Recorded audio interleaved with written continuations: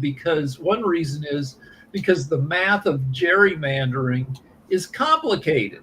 It's like when you're trying, it's like if you had an try to figure out which is the best leaf for a tree. If you look at trees, they've got all different. There is no best leaf, obviously. Otherwise, all trees would have the same leaves. So there's no one uh, way to chop up a state into congressional districts that's the best way. It all there are too many factors, and the Supreme Court has looked at the complicatedness of it. They weren't elected to be math people. They're all lawyers, and they just kind of tiptoed away from the issue.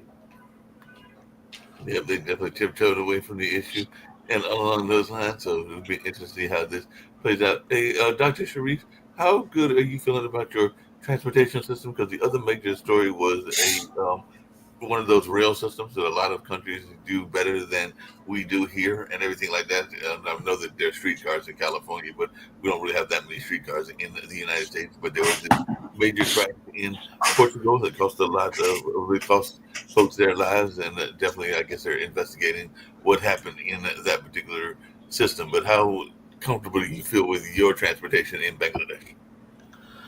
Mass transit. Yeah, Bangladesh transportation system improving. Especially, I live in Dhaka right now.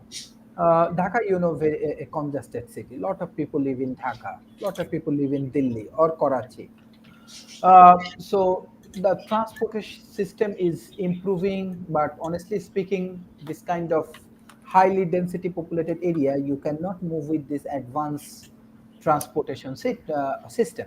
But already I mentioned before, with California, uh, what it calls Solar Skyway. I'm working with the Solar Skyway with San Jose State University.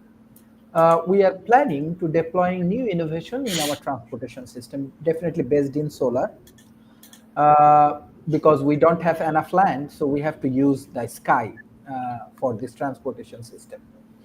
Already in Gujarat, in India, we are deploying this innovation. Hopefully, in few years, it will be fully integrated. But this time, I'm also planning to visit IIT. So IIT also, we are inviting a lot of startup. So hopefully, the new startup will bring new idea, new innovation for the transportation system. Honestly speaking, not only the transportation system, emerging economy has a lot of challenges, a lot of problem. We have housing problem, we have transportation problem, we have water problem, air purification problem. But this is also opportunity, I believe, that as an entrepreneur, you can solve all of the complex problem and make more contribution. So that's why I'm a big fan of this startup industry. They are really doing well in Silicon Valley, definitely in Bangladesh, also in IIT ecosystem. So we are trying to bring in all of the talented people together. So if you're really interested to contribute, like Rick or Jatovi, Sasha, or any of you who want to contribute for emerging economy, I want to welcome you all. Anything you have good idea. Yeah. Thanks. So Bangladesh has a huge advantage when it comes to transportation systems over the United States. Bangladesh has 2%, 1/50th of the land area of the United States. So it's towns, cities are way closer to each other. The United States has over the continental, leaving out Alaska, we have over 3 million square miles. The whole western half of the US is mostly tumbleweeds, and you have to run your rail system across huge distances. So, yeah, our rail system is crappier than France's, than Italy's, but Italy is like teeny. Italy is like, most of Italy is less than 100 miles from one side to the other, and so their trains are awesome. You get on, they're smooth, you're going 150 miles an hour and you're drinking espresso. The United States, it's tougher to do. Well, not only that, but we've also got I very disagree that it's tougher to do. It's But we're Toby, just just in not that same buying into the technology. just really quickly, just in that same line, and this may be where you're coming in, because I know even here in Durham, where both of you and I are at, there's lots of buried rail lines because there used to this town used to be a rail town and everything. So there's a lot of buried rail lines, and I know that here as well as up and down the East Coast, there's a lot of buried rail lines that people have talked about trying to, I guess, unbury them and make them useful again because they're not necessarily the rail lines that are currently the ones that the current trains are on. So there's like rail lines that were being used that are no longer used. So you'd have to do some serious retrofitting to get them, because I know even when I worked in measurement, one of those old rail lines was near that building and everything like that. So wouldn't that be part of the problem? Was that if you're going to go full rail like Europe is, we'd have to figure out something to do with the old rail lines. It's the whole thing boils down to money. Right. That's all it is. It's not that it's tougher to do in the sense that it's a shorter thing or whatever, or a shorter run. No, it's just money. It's going to take money to update the system. I mean, that's all it is, and we're just not spending the money or wanting to spend the money on these things because it's not really that. Again, the tougher it can be done. It's just how much is it going to cost, and are people willing to pay the cost? Yeah, that makes sense. And we love our cars so much. Yep. In the 1950s, Eisenhower said we're going to put in a system of interstate highways, and they're great. But it just means that everybody ends up having to drive their own car. Our internet, our highway system might be the best in the world. It's probably one of the best in the world, but that has its problems as well because it's documented that the interstate highway intentionally destroyed minority communities and poor communities because those were the ones that would probably be less organized in their protests and everything. Right, they have less juice to contact City Hall. I worked in a bar that was next to a rich people neighborhood, and we had like vice cops in there like every week because the rich people didn't like that there were beer cans on their front yard or somebody was getting a BJ in a car parked in front of their house. They knew who to call to complain, and the poor people don't. And it's the same way with schools in LA. It's called Dance of the Lemons. If you have a terrible principal, if you have a terrible teacher, and your school is in a rich people area, the rich people have connections. They know who to call, and they say, get rid of this terrible principal. You can't fire them. They've got rights, and then that principal ends up getting transferred to a school where most of the parents of the kids don't speak English. They don't know who to call, and the poor schools get screwed over. Hey, I want to come back to one of the international stories. Hey, Sasha, it looks like, and this is for post-war Ukraine. Who knows when post-war Ukraine will come about? But apparently, because they've been encouraged by Trump, Europeans are planning to send troops to secure post-war Ukraine. So they're already looking to finalize Ukraine security guarantees and everything like that. But not all the countries. I know Poland is one of the countries that they just their new president just met with Trump and everything. But some of these countries are even far away from Ukraine and Russia. So how secure are you in this notion of troops being in the post-war Ukraine and maintaining some sort of peace agreement whenever we get to that point? And that could be years from now. I think it's very important to understand that all those agreements are coming into place once the war is over. Right. Nobody wants to finish this war, neither Russia nor Ukraine, for different reasons, of course. That's a fact. Trump understands that his policies are not working, so he's getting out of the loop. He's taking beating on that, as on many other issues, including tariffs and everything else. So Trump is out. So it's you. The only good thing is that the guarantee, if you remember the Budapest Memorandum, if you remember all this 1938 Czechoslovakian agreements, that doesn't work. No guarantees are work. There are no guarantees in the world. Do you think that the Article 5 of NATO, is that a guarantee? No, not at all. Nothing is further from the truth. The Article 5 says that if one of the countries of NATO will be attacked, the countries of NATO will start their consultations of how to treat this or that situation. It's a consultation where people are killed by hundreds. The other countries of NATO, they will start consultation. This is Article 5 of NATO. It's worth nothing. It's the same thing as Budapest Memorandum. Okay, so the only guarantee that Ukraine has is a strong army. They need strong, well-armed country with all superior weapons. The motivated soldiers, that's what Ukrainian guarantee is. Nothing else will ever guarantee Ukrainian independence. That makes a lot of sense and everything. Hey, just really quick, and this is for everybody on this call and everything along those lines.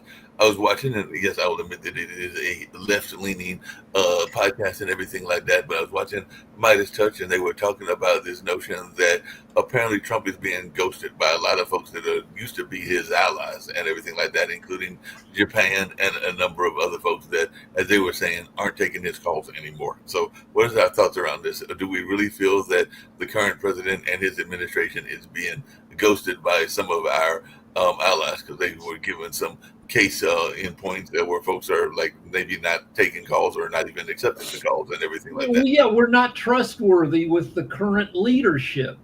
It's like, if you say you've got somebody who's I don't know, dating a guy who used to be a great guy, but now he's an alcoholic. He's fallen deep into alcoholism, and every time you get together with him, you don't know whether you're going to get the great guy or some drunk ass who's going to start a fight or piss on the dance floor. Yeah, we're unreliable, and so people don't want to mess with us until we have different leadership.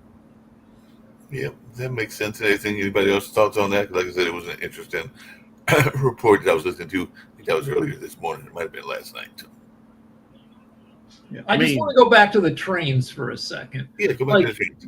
So if you want to go between two great American cities, say Chicago and Atlanta or Philadelphia and Atlanta, you know what a freaking hassle it is. You either have to drive for 6, 8, 10 hours, or you got to get to the airport, get on a plane, get in and figure out freaking Italy. Two great cities, Turin to Milan, an hour on a super fast train. Right. Milan to Venice, 2.5 hours. You get a coffee, you get on the train, you relax, and then you're there. It's because Italy is smaller. The U.S. is way spread out. Yeah. I mean, again, it doesn't. The bullet train.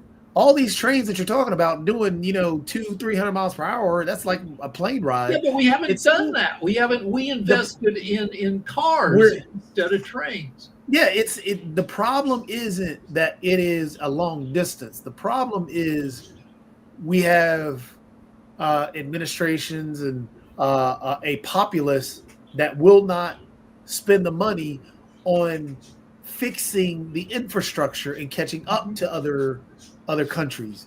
From dealing with the internet to trains. We're not upgrading our infrastructure, but everywhere else is. Well, in the 70s, 80s, 90s, trains didn't seem modern. They seemed rickety on clackety-clack tracks. We thought cars were modern. We thought airplanes were modern.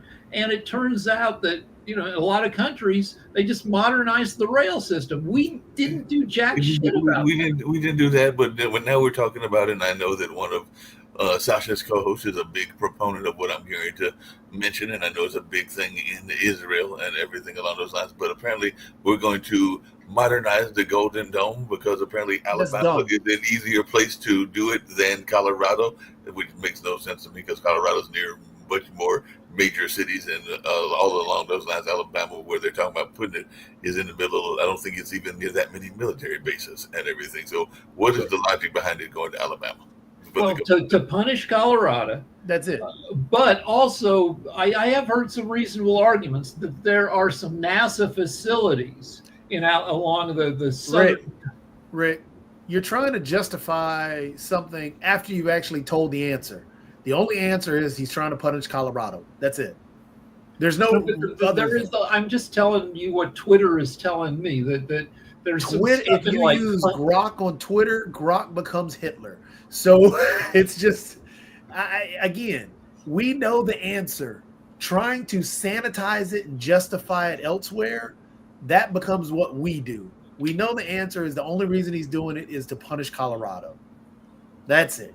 There's no science behind it. No, but there is. There's the NASA Marshall Space Flight Center in Huntsville, Alabama. Okay. But it's stupid to, if it's already located one place, it's going to cost tens of millions. Yeah. To relocate it. It's going to cost a bunch of people their jobs because they don't want to relocate. Again, you know the answer, and you're trying to justify it to actually make it okay.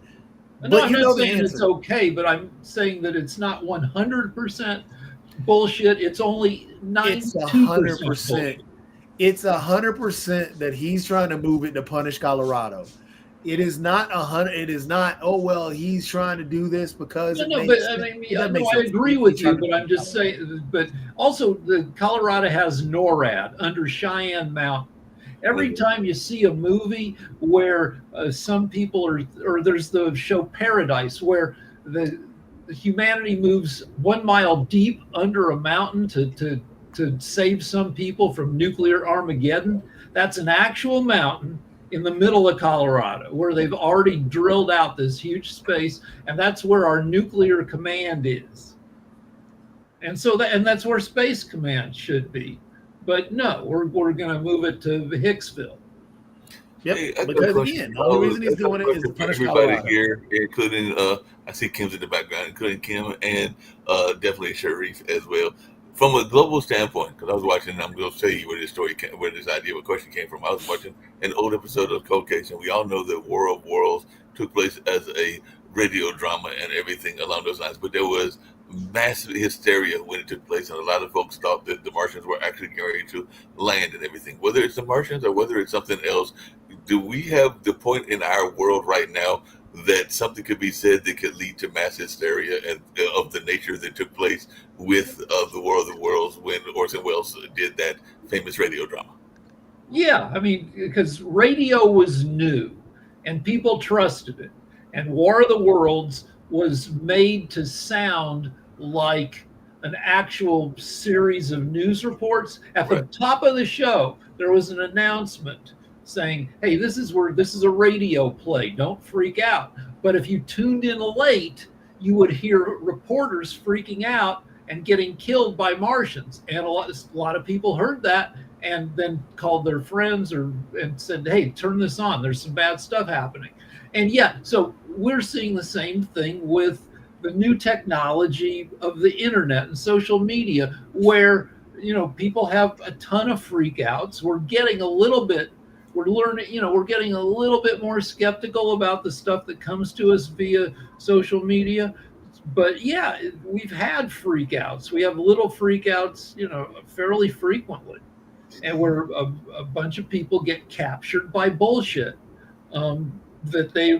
Because they have read 1,000 messages that are bullshitting them on their phone.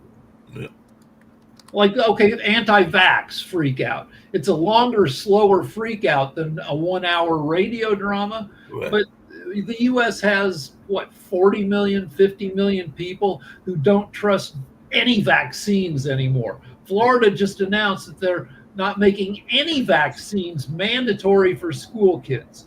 This will lead to tens of thousands of deaths over the next few years if that policy remains in place.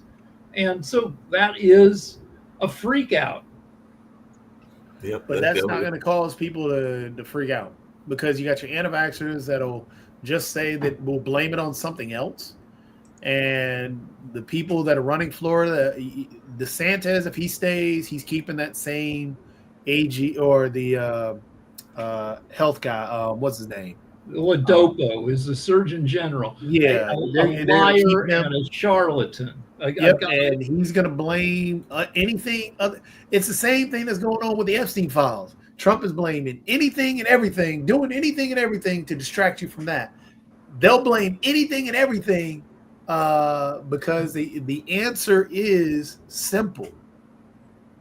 These vaccines work, but they're going to make a decision that, oh, they're poison and all this other stuff. They're going to take them away. And people are going to start dying. They'll never admit to the fault that the problem that they've caused. They'll blame something else. Well, they'll blame somebody else. They'll blame somebody else, or they'll claim that we're suffering from some sort of misinterpretation, or that we're wrong. Because, like I said earlier, I've definitely watched a couple of the things on last night on social media, including some of his, meaning Trump's, and he definitely came out several times talking about how the Democratic Party is toast and that they don't really have any force anymore, and that they're all suffering from Trump derangement syndrome. As a matter of fact, he basically said all Democrats are crazy, and that's basically what he said. That's why I get into the whole, let's stop trying to sanitize what he says. Let's try and stop justifying what he said. He said what he said, and we know why he's doing what he's doing. So instead of trying to say, well, there's this and that and the other thing, no, you know why he did it. You know why. For example, they went out and they blew up a boat, international waters. They're claiming that there were drugs on the boat. We don't know that. Yeah, the evidence is at the bottom of the ocean now. Yeah, we have no clue. So they went out and killed some people on a boat. 11 people, they claim. Yeah. Killed people on a boat. We don't even know where they came from. We don't know their histories or anything. We're supposed to take their word and go with it.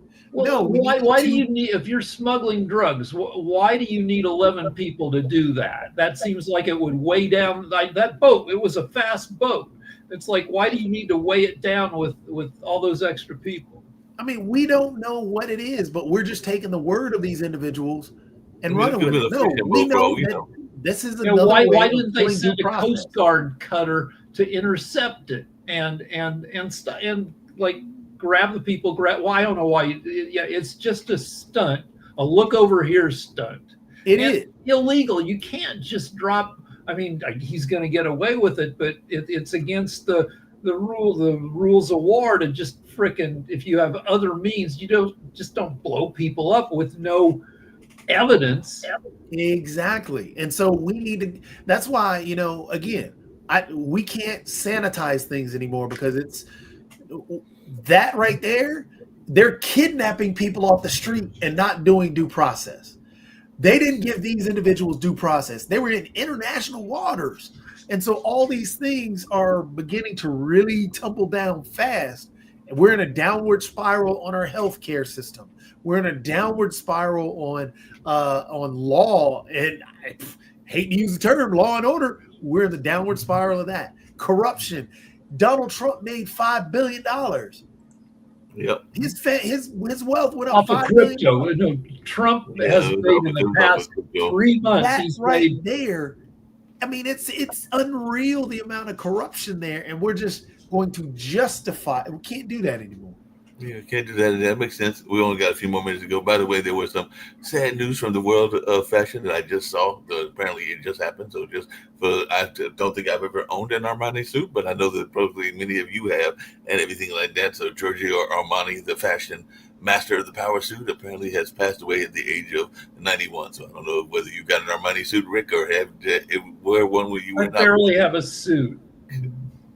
You see me, I'm wearing I barely get dressed in the morning. I'm going to go back to sleep. You don't even know if I have pants on. I do, but sometimes, I'm just wearing a towel. I don't know. I know Jacoby's got several Armani suits back at his house. There's no doubt about that. No, I ain't no Armani. I can't afford I can't even afford to write the word down. No, that's expensive. So I just went to CNN to see what we're talking about here, and there's nothing about the blown up boat, but there is a story. Newly released video shows man arrested at work while in a Chuck E. Cheese costume. The Powerball is now at 1.7 billion. So it's at 1.7 billion, and the next draw is when Friday, I believe. I ICE also arrested a firefighter that was fighting the fire in Seattle. Yeah. So Oh, by the way, in terms of world, I wanted to show Rick because I saw this trailer because this one looks good. I don't know, Mark, if you can pull that up, but this trailer looked good, and it ironically deals with kind of similar what we're talking about in terms of a world panic. Yeah, no, this is going to be terrifying. This is from Catherine Bigelow, who makes really good action movies, and this is her latest thing. And it looks so good. Home. Everyone you love, everyone you know, everyone you ever heard of lived out their lives on a mote of dust, suspended in a sunbeam. Think of the rivers of blood spilled by all those generals and emperors, so that in glory and triumph they could become the momentary masters of a fraction of a dot. In our obscurity, there is no hint that help will come from elsewhere to save us from ourselves. The earth is where we make our stand. It underscores our responsibility to preserve and cherish the only home we've ever known. So this is about nuclear war and how bad we are and at preventing it. That we've been lucky so far, but there have been a couple times, one famous time in the 80s where one Russian colonel stopped the world from being destroyed. This Russian colonel had the decision. He saw that 200 missiles from the U.S. were heading to Russia, and he had to decide within like a minute whether to hit the button to retaliate. And the colonel is like, well, this seems like maybe it's a glitch. Maybe it's bullshit. Why would the U.S. send 200 missiles? And he backed off. He didn't press the nuclear button. And it turned out it was a glitch. It was bullshit. And he saved the world. But, how many times can you get lucky like that? And this movie, I guess, is about that. Yep. That's definitely what that movie's about. By the way, and we only got about 2 minutes to go and everything. How did your meeting with the PR people go? Because I was going to ask you about that earlier. So how did that meeting go? So it only lasted 9 minutes, the conversation. And he said, you can't, I say, I do a ton of stuff, but it doesn't lead to anything. I'm on the air with you guys like, a dozen hours at least a week. But nobody from like MSNBC is calling. And he said, yeah, PR won't do that for you. All PR will do is get some articles about you, placed in magazines and so if anybody is interested in you, they Google you and they see, people are writing about you. It just increases your credibility, but it does not increase your opportunities or even, viewership or anything. So $500 will do that. Oh, we've got Kim here. Maybe Kim can say something about that because she's one of the leaders as well as the network. Kim, how are you doing today? You popped on the screen. She seems frozen, but Sasha, say what you were going to say. Yeah, go ahead. I don't believe in goodness of people operating in media. They are all greedy, self-serving clowns, and only to buy them, starting with $500 cash, can bring you some visibility. Somebody will talk to you, at least as much as to say, thank you very much for your $500.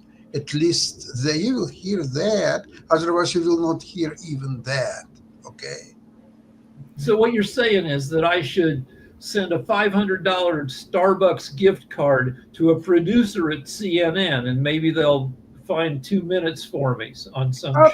Absolutely. Say that Starbucks is your favorite, and you hope it's also his or her favorite, and you would like to make that more accessible for them. And here is a gift. Enjoy. Thank you so much. You may get a few minutes conversation.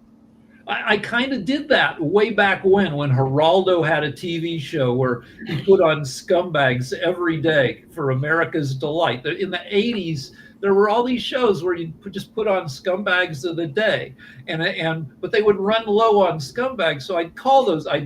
You had to call them or write them back then. There was no internet, and I said, "Hey, I'm a special kind of scumbag. I'm a stripper, and they're like, okay, yeah, great. And I got put on TV didn't go anywhere. Nobody gave me, the Mr. Scumbag show, but you weren't on Big Brother, but maybe you could be on Big Brother later. I did see that they voted people off. I'm not beautiful enough I pitched that there should be, a show about people with high IQs who are all jackasses, and you put them together in a house and make them solve puzzles to earn food and clothing. Otherwise, they're hungry and naked. Nobody's, I